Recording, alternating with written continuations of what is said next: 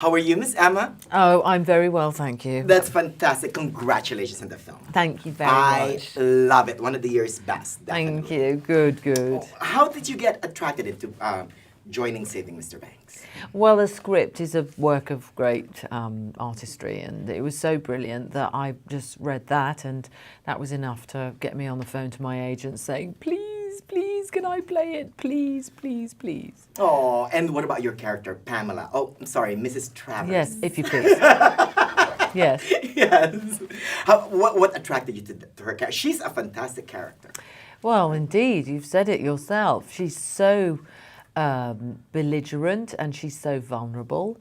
She's so bossy, and yet she's so susceptible to all sorts of weather. She's such a bundle of inconsistencies, and she suffers so much, and yet she seems to be so strong. I mean, she was a wonderful character to play. Yet by the end of the film, we understand her completely, right? Because this is your movie, by the way, Miss Emma.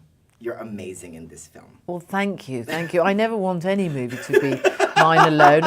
I'm an ensemble artist by nature, you know, because of having been brought up in the theatre. So I'm very uncomfortable with anything that is not that. And I feel that the ensemble of this movie is one of the things that makes it work so well. That, you know, you're watching this woman and you're watching Walt, and at the same time you're seeing part of her childhood. You're watching this child who she's carrying inside her. You're watching Colin Farrell, who just tears your heart out. I love him, yes. Isn't he so great? Yeah, yeah.